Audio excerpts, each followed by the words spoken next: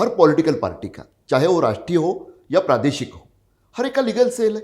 भाई साहब वो वकील, हजारों के वकील जो हमें दिखाई देते हैं हॉल में, बड़े सेमिनार लगते हैं, कहाँ जाते हैं वकील चुनाव सेल के समय? अरे फी लीजिए, 288 227 थे, 288 मैं असेंबली की बात करता हूँ, 227 वकील भेज देते।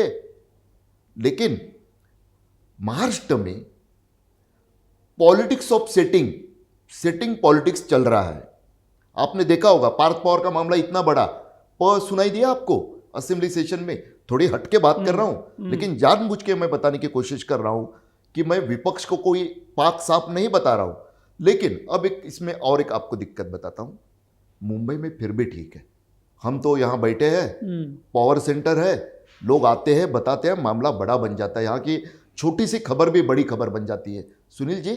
लेकिन गलगली जी ने जो बातें की, मैं सहमत हूं कि अच्छी व्यवस्था, लेकिन चुनाव आयोग इवेंट मैनेजमेंट एजेंसी है सिर्फ चुनाव कराने की, या आगे जाकर जनतंत्र की रक्षा करने वाला चौकीदार भी है?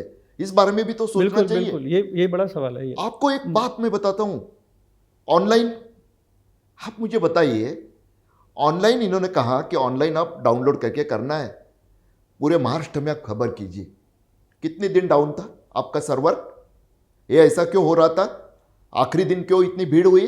मानता हूं मैं कि ये भी फॉर्म आखिरी दिन दिए गए, उनका मैं समर्थन नहीं कर रहा हूं, लेकिन उन निर्दलियों का क्या, उन छोटे छोटे कैंडिडेट का क्या, जो जब पूरा आपका सर्वर डाउन था तो पूरे फॉर्म डाउनलोड नहीं कर पा रहे थे, दिक्कत में जा रहे थे, उनका क्या करोगे आप? उसके लिए क्या चुनाव आयोग को मैं उंगली नहीं दिखाऊं?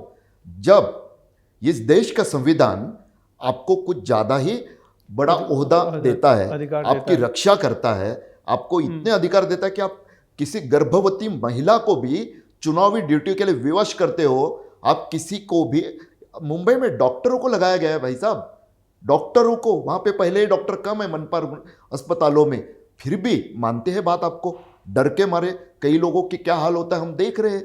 मैं समर्थन नहीं कर रहा हूं गलत करने वालों का, लेकिन जब इतने सारे विशेषाधिकार आप लेके बैठे हो तो जाहिर सी बात है आपका कर्तव्य भी विशेष है। इस बात को भी समझ लीजिए, विपक्ष अगर गलत कर रहा है, सत्ता पक्ष अगर गलत कर रहा है, और पॉलिटिशियंस है, जैसे आपने सही कहा, नियमों के आगे जाके नैतिकता होती है, उस कसौटी पे भी तो खरा उतरना चाहिए ना।